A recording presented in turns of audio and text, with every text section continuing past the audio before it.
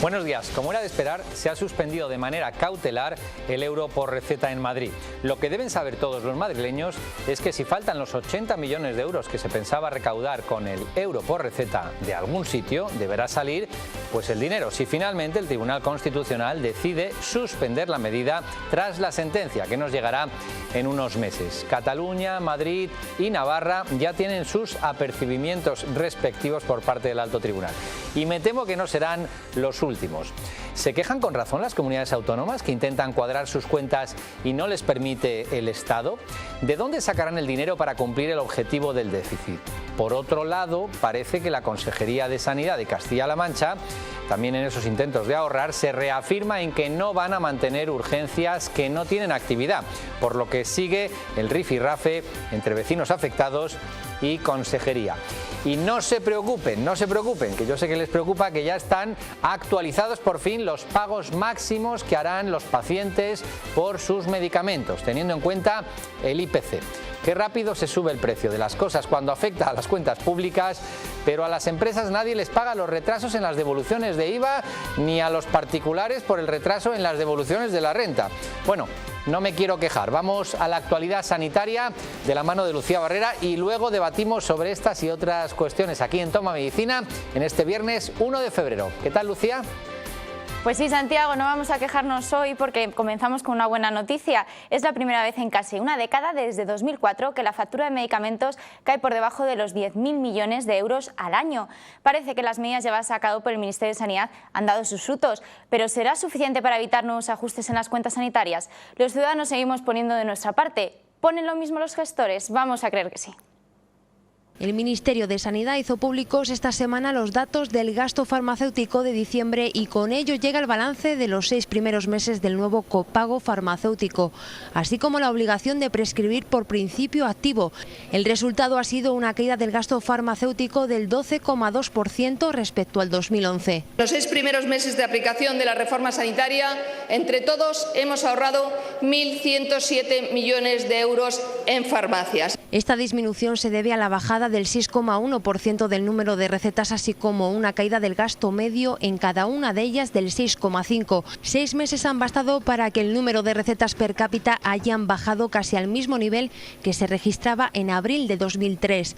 Por comunidades autónomas, aunque todas han bajado, se sitúan por encima de la media Castilla y León, seguida de Asturias y Comunidad Valenciana. Por debajo están País Vasco y Andalucía.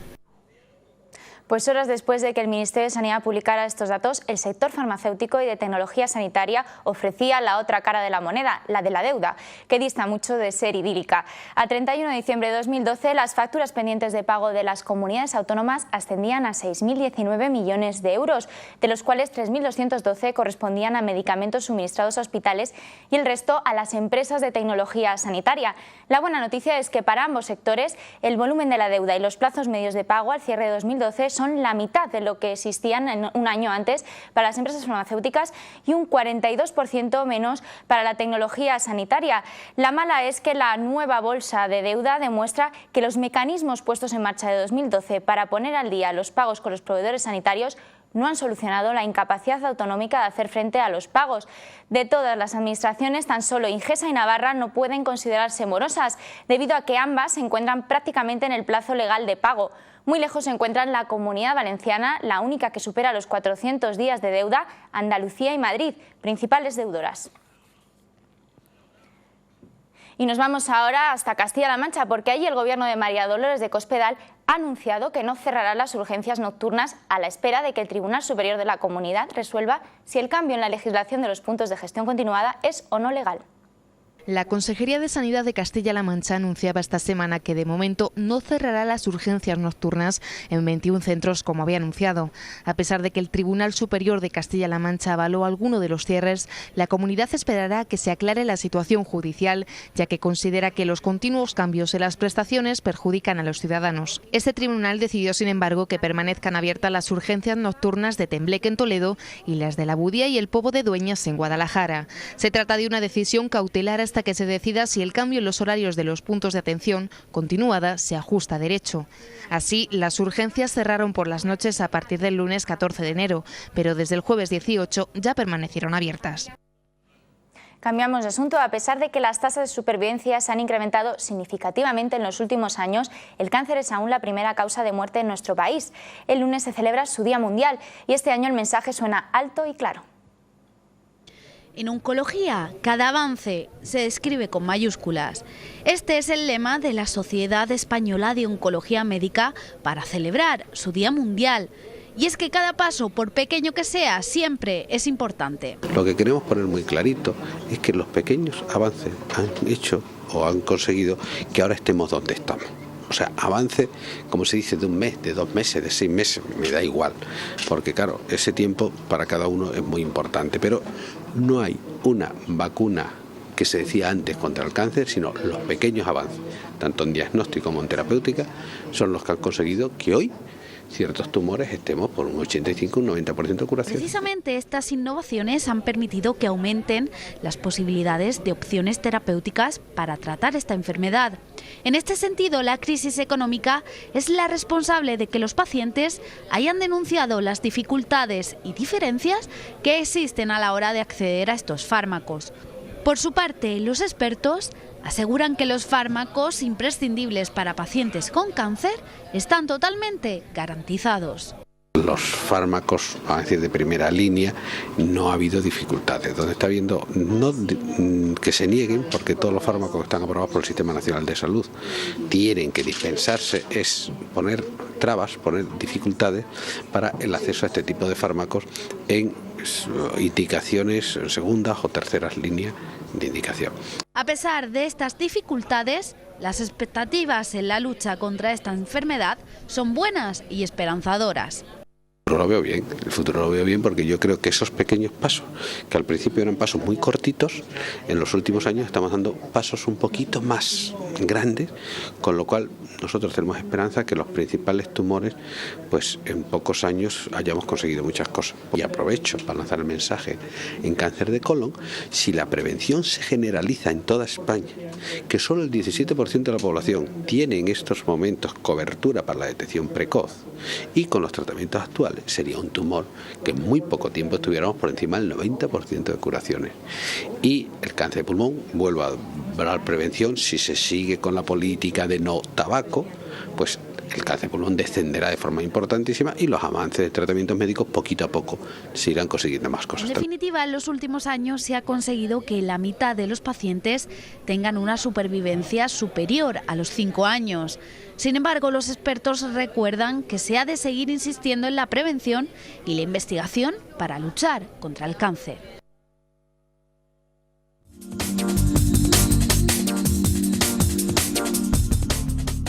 La disnea, la fatiga y la limitación al ejercicio son los principales síntomas crónicos de la enfermedad pulmonar obstructiva crónica. Estos persisten en el tiempo y afectan gravemente al desarrollo normal de la actividad diaria de los pacientes, especialmente en las primeras horas del día. Por eso los especialistas en EPOC se han reunido para intentar que estos pacientes sumen aire y respiren vida.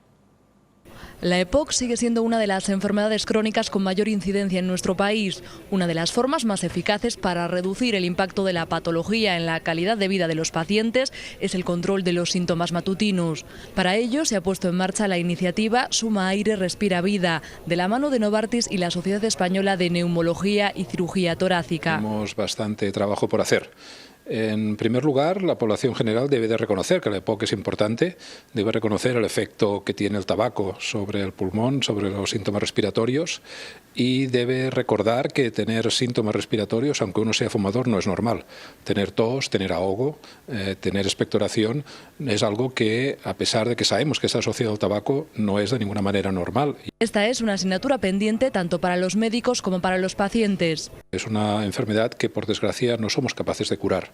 Podemos mejorar el pronóstico, podemos incluso alargar la supervivencia, podemos mejorar la calidad de vida, pero aún no tenemos tratamientos que sean realmente curativos. Entonces ahí es una tarea compartida entre todos, desde la población general hasta los médicos especialistas de medicina de familia, los neumólogos y también las autoridades. Ya nos han ayudado con la nueva ley antitabaco y también con la Estrategia Nacional de la EPOC. Por eso la prevención es muy importante. Usted sobre todo es o ha sido fumador, fumadora, y si usted tose y expectora, usted tiene un problema, usted tiene que ir a su médico, porque puede estar iniciando una EPOC, y tenemos que decir y sensibilizar sobre todo ahí a la administración: oiga, que van muchos enfermos con estos síntomas, dennos la herramienta necesaria, dennos un espirómetro y sobre todo dennos enfermeras que estén bien formadas para realizar espirometrías. Sin embargo, no todos los datos son negativos. Con los últimos avances en broncodilatadores de mayor duración y más pronto inicio y la concienciación de la población, se ponen las bases para paliar los efectos de la EPOC. La neuropatía diabética es una afectación del sistema nervioso que en 1 de cada 3 casos produce un dolor crónico de gran intensidad. Lo que empieza como un hormigueo en las piernas se transforma en calambres y acaba con dolor ante el más mínimo roce.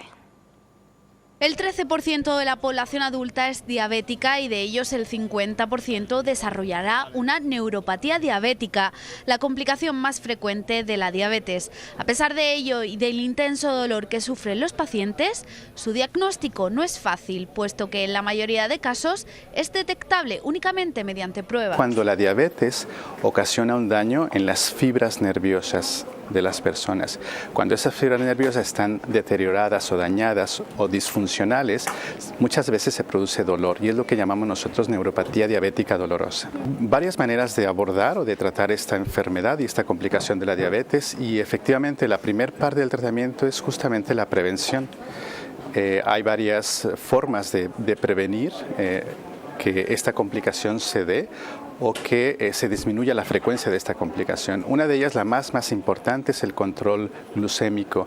Es decir, las personas diabéticas que tienen un buen control de su diabetes tienen menos posibilidades de desarrollar esta enfermedad. En ocasiones el retraso diagnóstico se debe a la falta de conocimiento del médico de atención primaria, una figura clave en su detección y prevención. El médico de atención primaria es fundamental, es probablemente el dueño, el portador, digamos, de la responsabilidad más importante en los pacientes diabéticos. Son los que ven más frecuentemente pacientes diabéticos, por lo tanto, en sus manos está realmente mucho de lo que podemos hacer con esos pacientes.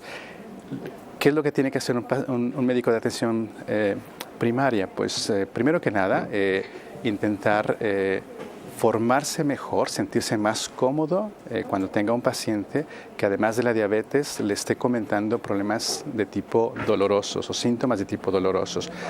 En ellos realmente recae una gran responsabilidad tanto de la detección como del manejo de esta complicación. En definitiva, los médicos son optimistas sobre el futuro de esta complicación, ya que gracias a la ayuda de los fármacos, los pacientes ven cómo mejora su calidad de vida. ¿Por qué una guía en estos médicos de atención primaria? Pues porque la intención era satisfacer una necesidad.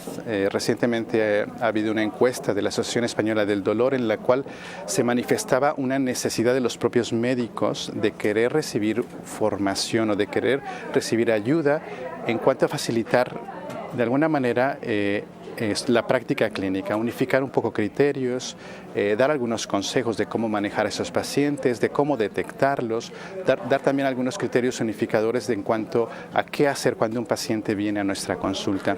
En definitiva, los médicos son optimistas sobre el futuro de esta complicación, ya que gracias a la ayuda de los fármacos, los pacientes ven cómo mejora su calidad de vida. Más cosas, el Hospital del Vall d'Hebron de Barcelona estrenó esta semana un innovador quirófano híbrido, pionero en España para tratar de forma multidisciplinar las cardiopatías complejas. Permite, entre otras cosas, hacer intervenciones cardíacas mínimamente invasivas. La nueva sala funciona como quirófano y sala hemodinámica a la vez. Permite abordar lesiones cardíacas complejas como la implantación endovascular de válvulas aórticas, la reparación de válvulas cardíacas o la corrección de defectos congénitos en niños y adultos sin necesidad de cirugía abierta. Las intervenciones que se realizan en esta nueva sala minimizan el riesgo de complicaciones y el posoperatorio es mucho menor para los pacientes. Esto es posible gracias a la combinación de un potente sistema integrado de imagen en un entorno quirúrgico y a la colaboración de los diferentes especialistas implicados. Un ejemplo de este tipo de intervenciones es un novedoso procedimiento que se llevó a cabo con éxito el 18 de diciembre. Consistió en implantar una válvula expandible en la aorta a través de una pequeña incisión en el tórax y sin necesidad de circulación extracorpórea. A este paciente no se le podía realizar cirugía convencional ni implantarle la válvula expandible a través de una arteria de la pierna. Como cada semana, las noticias de salud en formato píldora, no se lo pierdan. Seguir una dieta vegetariana reduce significativamente las posibilidades de padecer un problema coronario, según datos publicados en la revista American Journal of Clinical Investigation.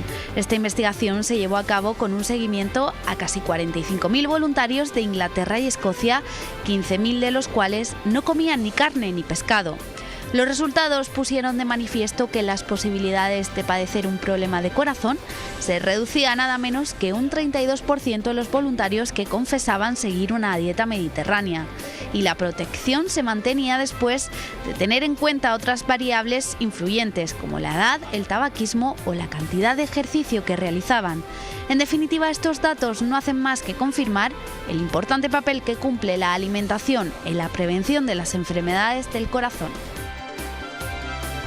Practicar media hora diaria de un deporte aeróbico como correr reduce el riesgo de padecer problemas de disfunción eréctil, según aseguran los expertos del Boston Medical Group, quienes recuerdan que el ejercicio físico facilita el buen estado y funcionamiento del sistema cardiovascular y además disminuye la probabilidad de desarrollar un problema en la función sexual masculina. En este sentido, la erección del órgano sexual masculino se logra a través de una respuesta vascular. Por eso los deportes aeróbicos como el atletismo, la natación o caminar previenen la disfunción eréctil. La memoria involuntaria, aquella que no se controla, también envejece. Investigadores de la UNED, en colaboración con el Beacon Institute de la Universidad de Illinois, han demostrado que la relación entre la función del cerebro y la memoria involuntaria que hay en las personas jóvenes se encuentra alterada en los mayores. Este estudio choca con otras investigaciones que aseguraban que este tipo de memoria permanece invariable con el paso del tiempo. No obstante, los expertos consideran que estos cambios en la actividad cerebral no afectan a la conducta y que las personas de edad avanzada consiguen actuar como los jóvenes a costa de presentar una mayor activación cerebral y de mantenerla con la repetición de estímulos.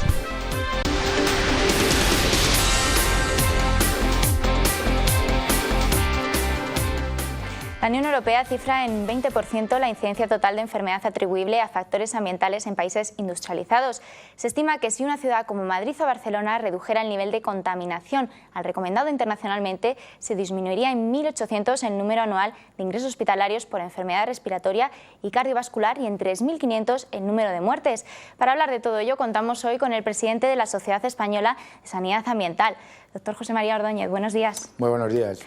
Se habla últimamente de una ciencia relativamente nueva que es la epigenética, que estudia cómo se pueden producir cambios en nuestros genes a raíz de factores ambientales. Pero ¿realmente sabemos o conocemos lo suficiente cómo influyen estos factores ambientales en nosotros, en nuestra salud, en nuestras posibles enfermedades?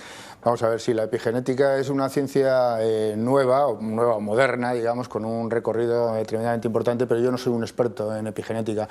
Lo que sí le puedo decir es que desde el punto de vista de la salud pública, que es en el ámbito en el que yo trabajo, pues nos encontramos con que la salud de la población depende de varios determinantes, uno de los cuales son los ambientales. Y en este sentido sí que podemos decir que los determinantes ambientales pues tienen un importante impacto en términos de salud. Esto es fácil de entenderlo porque las funciones fisiológicas básicas de cualquier persona están en respirar, en comer, en beber líquidos, ¿no? Y entonces, para hacernos una idea, pues respiramos en torno a 15 metros cúbicos de aire al día, ingerimos en torno a 1,5 kilos de alimentos, unas 2.000 calorías aproximadamente, y bebemos unos 2 litros de agua. Si estos elementos del medio pues, se encuentran de alguna forma contaminados, pues lógicamente incorporamos a nuestro organismo estas sustancias adversas, que podrían serlo, y por lo tanto nos generarían algún tipo de salud. En cuanto a la entradilla que acaba de hacer usted, me parece interesante porque efectivamente también tanto la Unión Europea como la Organización Mundial de la Salud estiman en que en los países desarrollados, esto es importante también matizar, que en los países desarrollados es en torno al 20-25% la carga de enfermedad atribuible a factores ambientales. Obviamente, si hablásemos de países en vías de desarrollo, las perspectivas serían diferentes y los porcentajes serían más elevados. Respecto a esto que comentábamos de la contaminación ambiental, ¿se conoce qué influencia tiene, por ejemplo, en las enfermedades respiratorias? Sí, fíjese, en estos últimos años en España ha habido un desarrollo tremendamente importante de la salud pública, de tal forma que la salud pública muchas veces la gente lo que hace es la entiende como parte del sistema asistencial. No, forma parte del sistema sanitario, pero no en la parte asistencial, aunque trabajamos con la parte asistencial. Y desde este punto de vista lo que tengo que decir es que este desarrollo que ha habido de la salud pública ha sido no solamente debido a la acción en materia de inspección, en materia de vacunas, etcétera, sino también en algo que es tremendamente importante, que es en el tema de la investigación. Así, en el tema de la contaminación atmosférica, la calidad del aire en las ciudades, desde hace un tiempo hemos investigado en 14 ciudades españolas, entre las cuales también está la Comunidad de Madrid, y en concreto la Ciudad de Madrid, donde hemos intentado valorar el impacto que tiene esa calidad del aire con respecto a determinado tipo de efectos. Estos efectos los hemos medido tanto en morbimortalidad como en lo que pueden ser, digamos, ingresos añadidos en centros hospitalarios, ¿no?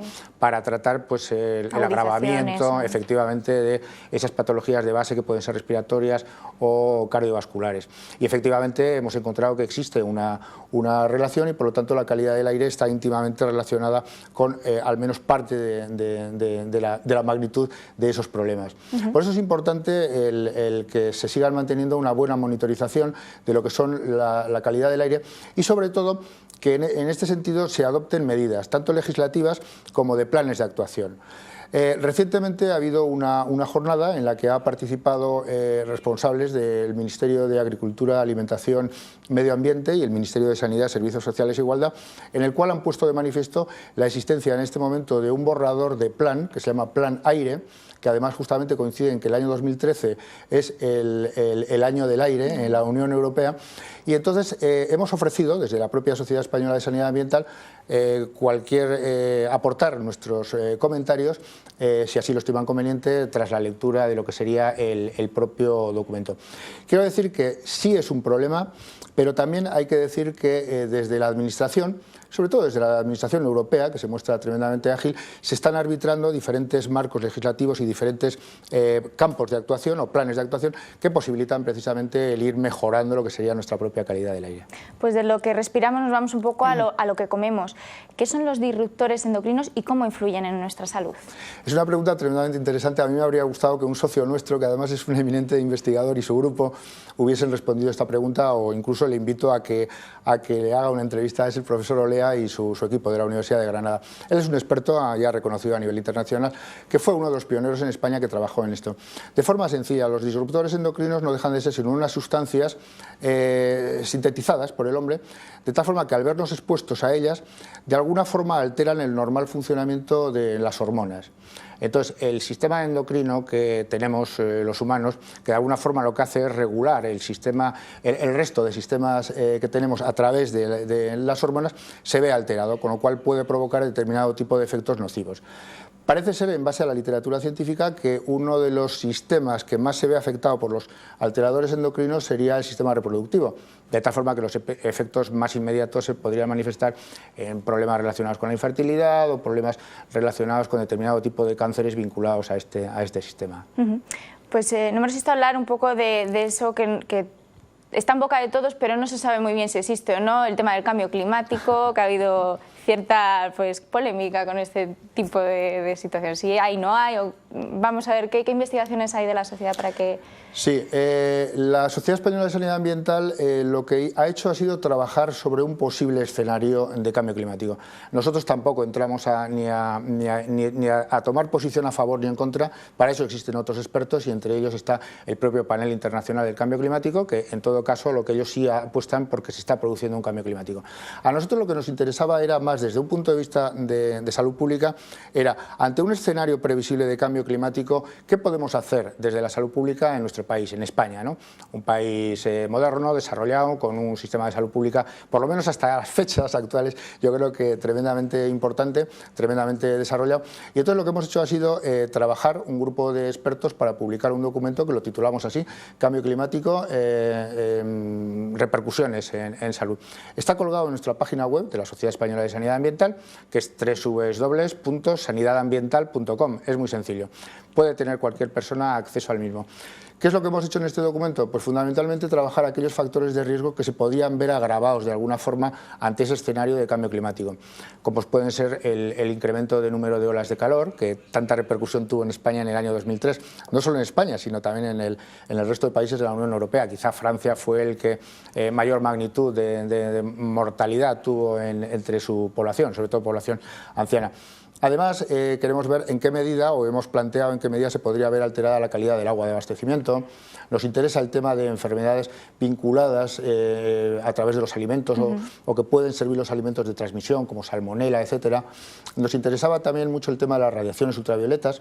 España es un país con unos niveles de insolación importantes, ¿no?, donde además lo utilizamos, y por lo tanto podría incrementarse los niveles de índice ultravioleta y por lo tanto podría tener repercusiones en términos de salud. Y el tema de los vectores, que también nos importa porque hasta ahora determinado tipo de vectores estarían en unas latitudes que se podrían, ¿no?, trasladar a España y por lo tanto efectivamente generar determinado tipo de problemas. Por lo tanto, es un tema que a la Sociedad Española de Sanidad Ambiental le interesa y hemos dado una respuesta interesante. Pero no obstante, también hay que reseñar otra cuestión importante. Desde el propio Ministerio de Sanidad, en colaboración con el Ministerio de Medio Ambiente, lo que se hizo fue crear el Observatorio de Salud y Cambio Climático, observatorio en el cual también estamos colaborando porque creemos que es un instrumento de la Administración tremendamente interesante como para intentar dar respuesta a estos problemas. Doctor, nos quedamos sin tiempo, pero para dar un poco un mensaje de tranquilidad, o sea, vivimos en un entorno tan malo porque aire, los alimentos...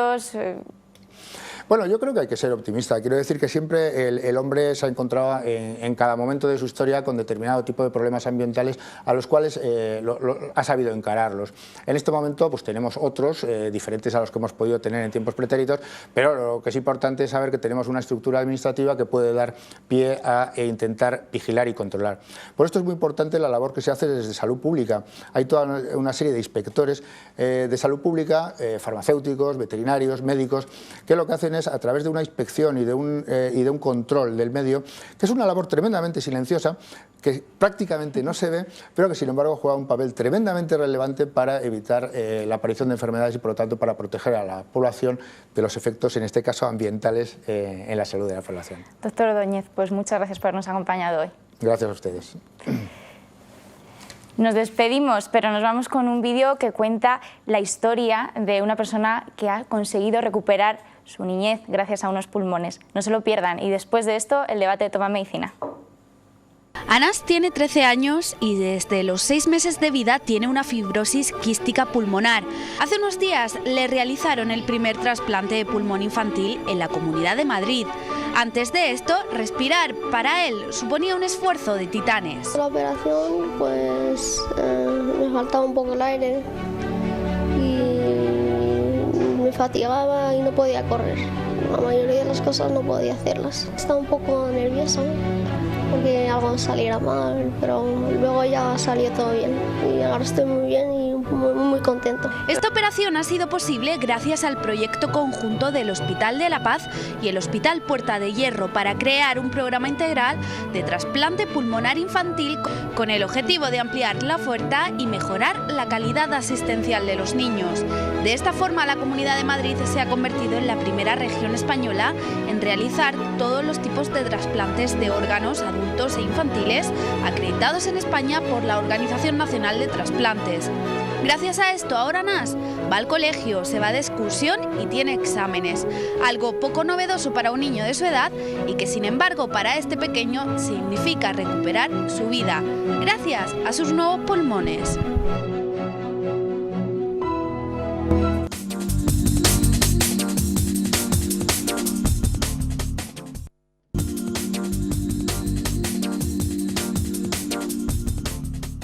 Y comienza el debate. La primera de las noticias que vamos a hablar es la relacionada con la noticia de esta semana que conocíamos que el euro por receta en Madrid ya ha sido retirado de las farmacias madrileñas después de que el Tribunal Constitucional lo suspendiera cautelarmente a raíz del recurso presentado por el Gobierno. Sin embargo, la polémica va más allá de la política. La semana pasada veíamos cómo desde el Colegio de Farmacéuticos de Madrid denunciaba la actitud de los médicos que incitaban a la objeción a los ciudadanos para que no pagaran la tasa, algo que ha sido ratificado por la patronal farmacéutica madrileña Adefarma. Y para hablar de estas y otras noticias, hoy nos acompañan Pedro Nieto, que es socio de Elis & Partners. Bienvenido, Pedro, nuevamente. ¿Cómo estás, Santiago? Isabel Vallejo, que es la presidenta de la patronal farmacéutica española de farmacéuticos. Bienvenida, Isabel. Muchas gracias, vicepresidenta. Vicepresidenta, ¿te he nombrado ya presidenta? Sí. Bueno, lo fuiste. Sí, eso sí. Cierto. Y Tomás Toranzo, que es presidente de la Sociedad Española de Medicina de Urgencias y Emergencias. Bienvenido, Tomás. Buenas tardes. Pedro, ¿qué piensas de este, uno de los rifirrafes que hay? Farmacéuticos y médicos quejándose en este caso. Yo estaba dándole vueltas el otro día, porque tú sabes que yo no estoy a favor del euro por receta, pero no estoy a favor del euro por receta por una razón, por la responsabilidad personal. Quizá sigo pensando que este país debería de madurar un poquito más y cada uno tener su responsabilidad. Por ejemplo, el paciente debería acostumbrarse a que no tiene que pedir recetas para otros. El médico se tiene que acostumbrar a recetar absolutamente lo necesario y ser suficientemente, digamos, ético para recetar lo necesario. Entonces decir que unos arengan a otros, pues seguramente habrá habido un médico que... A propósito de algún caso, ha habido una protesta oficial del Colegio de Farmacéuticos y de la patronal, que bueno... Sí, algún paciente habrá ido a la consulta y le habrá dicho el médico, quéjese en la farmacia. Efectivamente, entonces llevar esto a lo general yo creo que no debería de ser, ¿no? Isabel, ¿no? Te pilla en un terreno un poquito más allá, ¿no? Porque es el Colegio de Madrid y la patronal de Madrid. Efectivamente, pero sí que nosotros tenemos un posicionamiento claro en lo que es el acceso al medicamento y siempre hemos dicho que no puede ser desigual el acceso dependiendo de la comunidad en la que estés. Aquí se generan unas desigualdades, ¿no? Y lo que pasa es que la farmacia y el farmacéutico, como estamos directamente en contacto con los pacientes, pues muchas veces recoges todas las quejas y todas las objeciones que se plantean, y los ciudadanos madrileños, como ya habían vivido la experiencia de Cataluña que ha salido en prensa, pues efectivamente han ejercitado un derecho a objetar, en este caso pensando además pues, en la desigualdad que se estaba generando, independientemente de lo que ha puesto de manifiesto el Colegio de Madrid Adefarma, que entiendo que si lo ha puesto será que tiene alguna base científica o jurídica para ello. O sea, que no crees en las médicas, pero a ver las haylas, vamos, que no debería haberse producido, pero si se ha producido, pues ahí están para resolver médicos y farmacéuticos, o eso dice por lo menos el presidente del Colegio de Farmacéuticos de Madrid, que ha habido... Tomás, ¿tú crees que ha habido alguno más de la cuenta? Yo primero no lo sé porque no soy de Madrid, lo que se haya dicho, pero lo que sí es cierto es que el euro por receta introduce una discriminación grave a un ciudadano por estar en una comunidad y estar en otra, ¿no? Y como el médico es una persona bastante cercana al paciente y le prescribe bien cuando es necesario, y la objeción es una posibilidad totalmente legal, pues me parece que está en su derecho y en su obligación de informarle de que esa posición es válida y que la ejerza, como ha dicho el Tribunal Constitucional. A quien habría que reclamar sería a la Consejería de Madrid, que ha buscado otra vez enfrentamiento entre profesionales y pacientes, y el colegio a quien debería quejarse es a la Consejería. De todas formas, lo que también llama la atención es que en los últimos días, cuando se sabía que el tribunal iba a suspenderlo, que la Consejería no fuese lo suficientemente ágil para haber suspendido cautelarmente y estuviese con esa voracidad recaudatoria esquilmando no, eso es exagerado, quitando 1 euro cada vez que se va a la farmacia. Esa voracidad de 1 euro por receta, que tampoco... bueno, entiendo yo entonces que Pedro no está a favor del euro por receta, tú me imagino que tampoco, y menos porque los farmacéuticos hagan de recaudadores, y tú tampoco, o sea que cada vez es más complicado encontrar a alguien que crea en que el paciente debe aportar algo más y responsabilizarse. Es que yo creo que si hay que hacer más aportaciones deben de ser iguales para en todo el territorio. No se puede hacer discriminación entre comunidades autónomas. ¿Sí estás de acuerdo en si efectivamente se llega al convencimiento que es necesario modificar el sistema de copago, tiene que ser en todo el territorio nacional. Vale, a nivel nacional. Pedro, ¿tú estás de acuerdo con este planteamiento? Sí. Tener una armonización es fundamental, sobre todo porque realmente nos estamos convirtiendo en reinos de taifas y es muy difícil cambiar de una comunidad a otra y tener un mismo trato. O sea que de momento con todos los pacientes bueno, la mayoría que no les gusta, estáis en esa postura. Ahora bien, si fuera una decisión a nivel nacional y constituyera una forma también de aliviar las cuentas, entonces no estaríais en ese lado. Bueno, pues evidentemente para eso está el copago, que ya existe. Otra cosa es si están bien diseñados, si no está bien diseñado, si puede ser disuasorio, las características que tiene. Pero en cualquier caso, lo que sí es cierto es que el copago afecta por igual al ciudadano español, que es el que está en el sistema nacional, porque no debemos perder de vista que estamos en un sistema nacional de salud, que los que gestionan las comunidades autónomas, pero eso no lo divide en 17 sistemas, que al final parece que es lo que ven los ciudadanos. Bueno, ya siempre reclamamos desde aquí que de alguna forma el Consejo Interterritorial, donde se reúnen los consejeros de sanidad, sea el órgano, sea ejecutivo, pero no hay que olvidar que hay 17 sistemas sanitarios. Lo digamos en forma positiva o negativa. ¿Querías, Pedro, añadir alguna cosita rápida? Quería comentar que siempre he pensado que el euro por receta es recaudatorio. Y realmente si es recaudatorio, pues seamos claros. A lo mejor hay que cobrar las urgencias, como se hace en otros países, aunque después te lo devuelvan si está justificada, o hacer otro tipo de recaudación, pero no uno tan Pedro, injusto. Si por 1 euro por receta no se quiere pagar, como le digas a alguien que tenga que pagar 30 euros, que es lo que pagan en algunos países por la urgencia no justificada, me temo que se montaría de San Quintín. Pero nos vamos a ir a otro de los rifirrafes, que es Castilla-La Mancha. Es que su gobierno, el gobierno autonómico de Castilla-La Mancha, se mantiene firme en su decisión de suprimir 21 puntos de atención continuada en la región, los servicios de urgencias, y pide a los magistrados que retiren la suspensión cautelar que pesa sobre el cierre. El argumento central de las alegaciones es la baja asistencia a las urgencias nocturnas. Y aunque en este sentido pues la actualidad nos va a llevar a incorporar informaciones recientes, que seguro que, Tomás, nos comentas algo, Pedro, ¿tú eres partidario de esa racionalización? Yo soy partidario de que se racionalice las urgencias por demarcaciones, pero que sea general también. Yo no sé el estudio que ha podido hacer la Junta de Castilla-La Mancha, si lo ha hecho por un tema de población. Hay población, hay distancia y tal.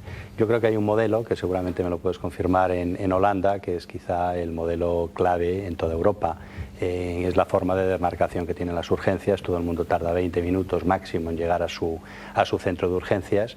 Y yo creo que hay que tomar decisiones realmente eficientes, no radicales, y yo creo que vamos un poco al radicalismo aquí.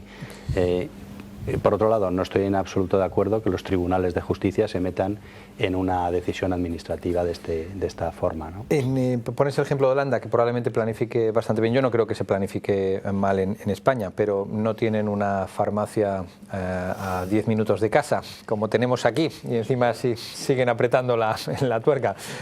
Isabel, ¿qué opinas de esto de las urgencias? Pues que efectivamente, y esto lo vivimos también en las farmacias, que una cosa es racionalizar, adecuar los servicios de urgencia a las necesidades de la población, y otra cuestión es desaparecer, ¿no? Cuando desaparece un servicio de urgencias, la población se siente desprotegida, y por consiguiente sí que hay que tener en cuenta esos tiempos, que son muy importantes. Cuánto tiempo tienes para llegar a una urgencia, si efectivamente tienes las ambulancias, si están esos helicópteros, ¿no?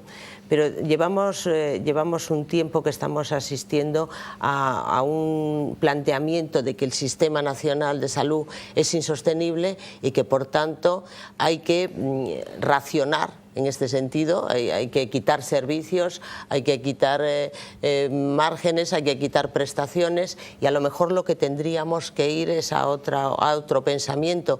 ¿Qué es lo que la población quiere proteger? Creo que el Sistema Nacional de Salud lo quiere proteger, quiere seguir disfrutando de él, y a lo mejor tendremos que sacar de otras partidas para que ese sistema nacional sea sostenible.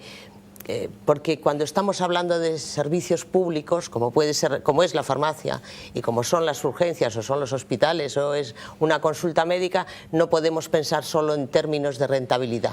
Está claro, pero hay un presupuesto que sacar, que ya en Madrid, por ejemplo, está ya cerca del 45%, no sé cómo serán en las Castillas, pero vamos camino de que sea la mitad del presupuesto total de una comunidad autónoma. Bueno, pero también eso es ficticio, porque si baja el presupuesto de otra cosa, y aunque baje el otro... Sí, depende del tamaño del melón. Solo falta que digan que es que hemos aumentado el presupuesto de la sanidad cuando se ha minorado, lo que pasa es que en el cómputo total pues el porcentaje es mayor. Tomás, en este sentido quería que aclararas dos cosas. Uno es que parece ser que ha habido un levantamiento parcial del... Sí. Yo, por las noticias que han salido, es que el tribunal mantiene la suspensión en la demarcación que planteó la demanda judicial en Tembleque, y en lo demás pues no, lo cual pues también es un contrasentido. Y lo demás lo levanta. Y lo demás lo levantan, es decir, que dependiendo de que si uno ha ejercido algún tipo de derecho ante la justicia, pues le han aplicado solo para él, cuando si tenía razón, los mismos motivos tendrán los municipios de al lado, los centros de salud, las zonas básicas, y debería ser extensible, porque lo que suspende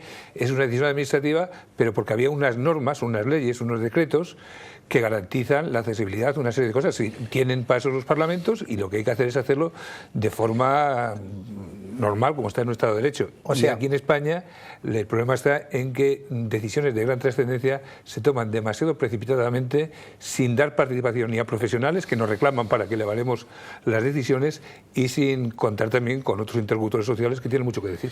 O sea que de los 21 puntos de atención continuada, como los queramos llamar, servicio de urgencias, 20 han sido, pues bueno, es decir, se van a clausurar, se ha confirmado dicha clausura, y el único que mantiene abierto pues es el que ha ejercido la denuncia. Tendrán que volver a recurrir los otros para que poco a poco les vayan dando la razón, porque no tiene sentido que ante un mismo hecho un ciudadano tenga distinto tratamiento, ¿no?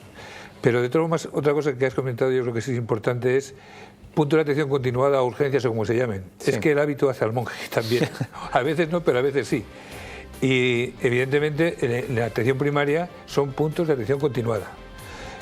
Incluso hay una polémica que ha sacado la Sociedad de Medicina de Familia de Castilla-La Mancha, que si la complejidad de las urgencias. Evidentemente un profesional siempre es un elemento valiosísimo y ayuda a ganar tiempo al tiempo en la urgencia.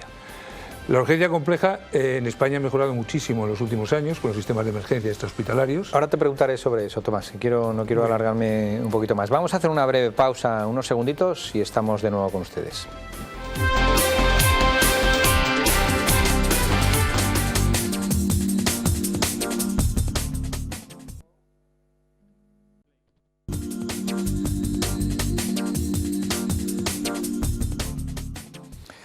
Y seguimos comentando la actualidad. Está claro que el Sistema Nacional de Salud debe reinventarse. Lo que no está tan claro es cómo hacerlo. Los modelos de gestión sanitaria son muchos. Veamos algunos de ellos. Tan irreal es decir que la gestión privada de servicios públicos disminuye la calidad asistencial como que la gestión pública directa es absolutamente ineficiente.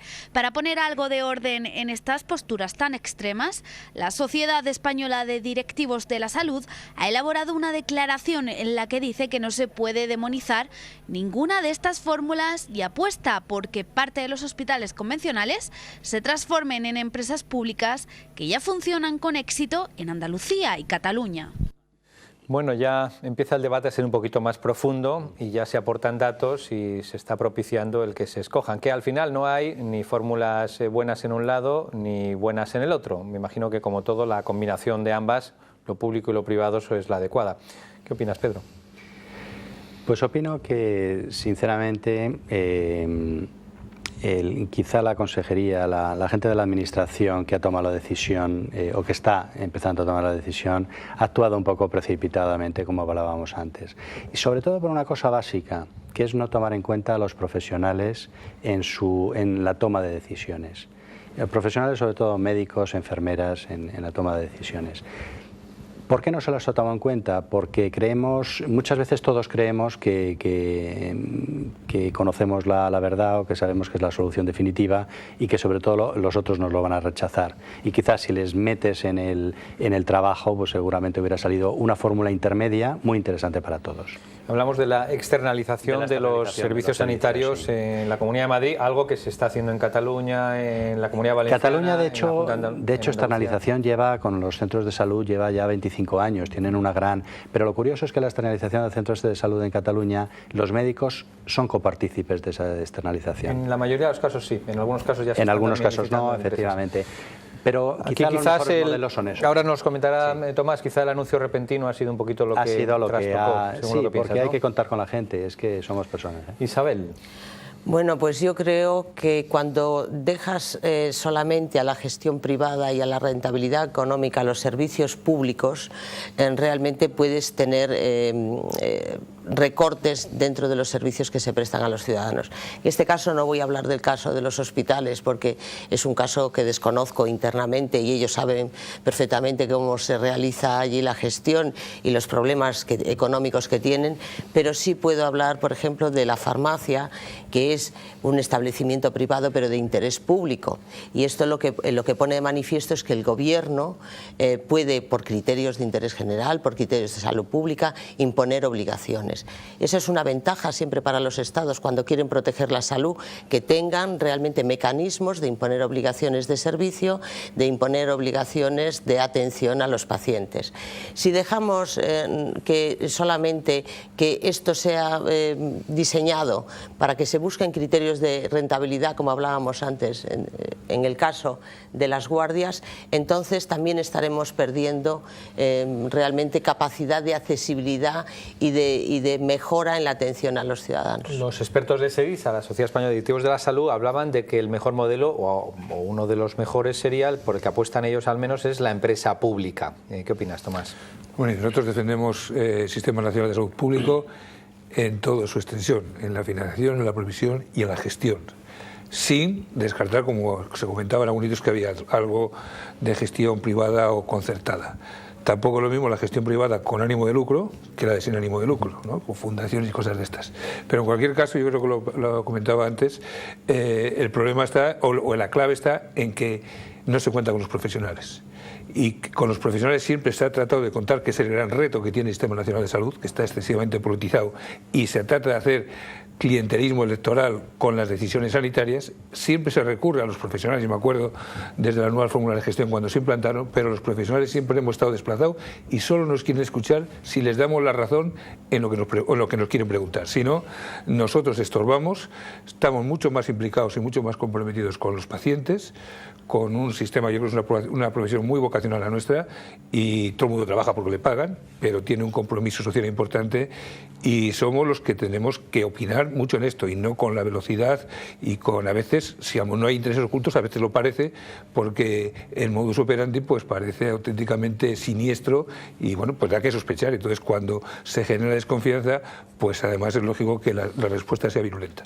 Si no, por lo menos sospechar, sí que es cierto que la urgencia y la magnitud de las medidas lo que implicaban era que había por lo menos una urgente necesidad sí, pero de todas formas, no en todos los sitios pasa igual, porque por ejemplo yo que provengo de una comunidad de Castilla y León, el presidente de la comunidad públicamente, hace unos días, en un acto público presentando el plan de asistencia a los crónicos, anunció el compromiso de la comunidad con la gestión pública del sistema sanitario, como un sistema mucho más eficaz, mucho más garantista, y los beneficios que dan en el propio sistema, que ya tiene lo de siempre. El problema del sistema es que ha estado muy mal financiado, y ha estado generando deudas que al final se la comen. Cierto. Pero desde luego, lo que no puede ser, porque luego no se claro, pagan. Pero el problema no es ni de los profesionales, es de los políticos, que es en lo que hay que reinventar la sanidad. Sacar a los políticos y a los intereses políticos del sistema sanitario. Como sigamos así, vamos a sacar a los políticos del país, lo cual también pagará justos por pecadores, como diría. Bueno, habría que inventar los políticos porque son imprescindibles.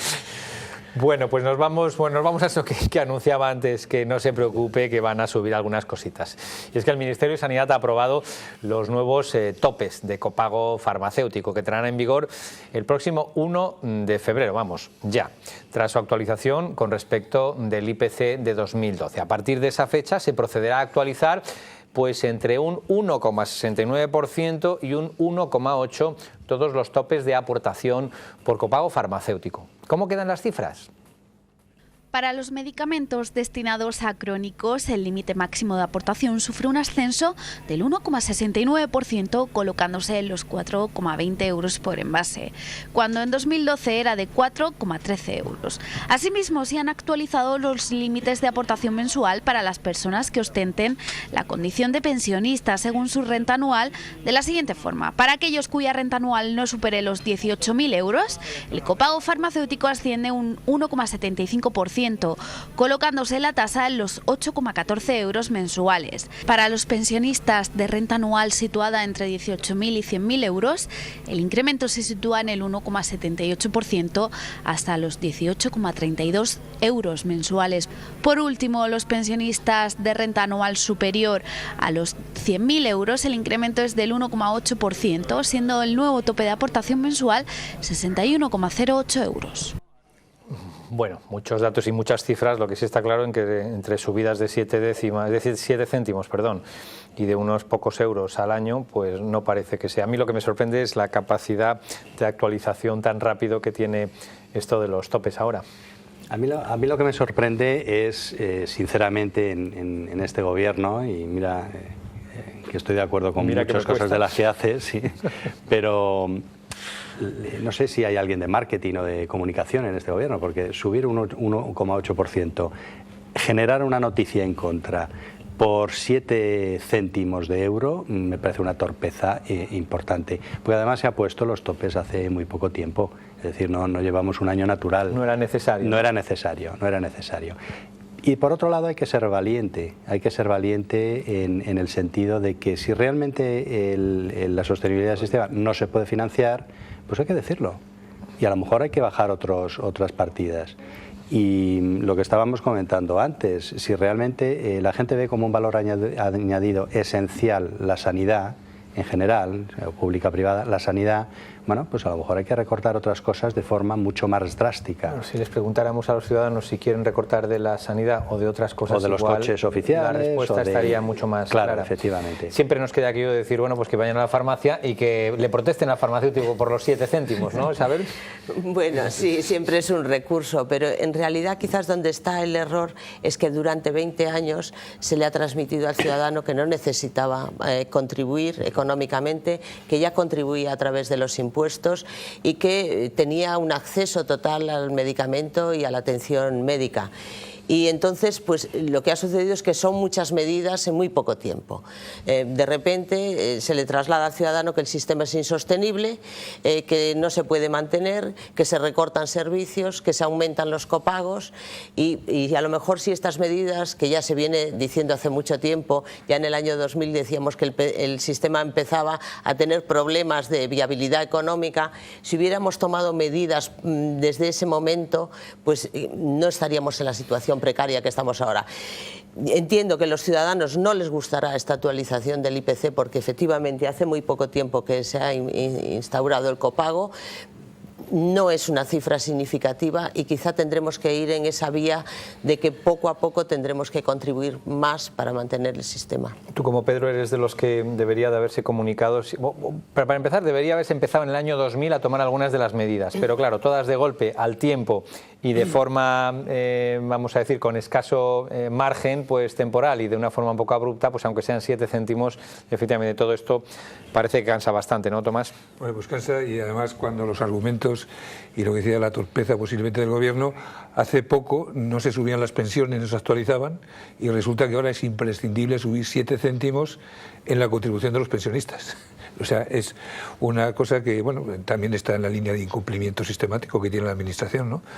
Y quizás es lo único coherente, que no cambia la línea, pero de luego no tiene ningún sentido porque no aporta nada. Y más después de que han anunciado que se han ahorrado el año pasado más de 1.800 millones de euros en la mejor gestión del medicamento, lo cual estamos totalmente satisfechos, pues hombre, esto no aporta nada para la mala imagen y sobre todo pues que no tiene mucho sentido. Es como lo de la gasolina, cuando sube el petróleo la suben, pero cuando baja el petróleo ahí se queda. Es un buen ejemplo, es verdad. Todavía esperamos a que baje tan pronto como baja el petróleo, baje la gasolina. Siempre encontrarán alguna excusa para subirlo. No sucede. Bueno, pues hasta aquí hemos llegado. Tomás Toranzo, presidente de los médicos de urgencia españoles, muchas gracias por habernos acompañado esta mañana. Pedro, gracias también por aportarnos también tu visión. Te ha costado ser un poco crítico, pero al final lo has sido. Sí, sí. Bueno, es una visión un poco independiente, pero bueno, un poco rara. Isabel, siempre nos quedará, como decía, yo creo que cuando alguien tenga una protesta, pues que entre en la farmacia y que proteste. El farmacéutico ya está acostumbrado. Además. Tenemos la puerta abierta las 24 horas del día y somos muy accesibles. Por consiguiente, sí que recibimos tanto las quejas como las alabanzas también de los ciudadanos. 300 millones de consultas al año, ¿no? Los farmacéuticos. Sí, 2 millones de personas pasan por la farmacia todos los días y efectivamente, aunque muchas veces entre la consulta y el corroborar muchas veces lo que piensan... Y el confirmar y el consultar. Sí, efectivamente, no se produce un intercambio de opiniones muy amplio. Eso también es vocacional, como el trabajo de los médicos. Pues ya lo saben, aquí en Toma Medicina, la actualidad comentada, el viernes próximo a las 11:30, no se pierdan su cita con la actualidad y su debate. Hasta entonces.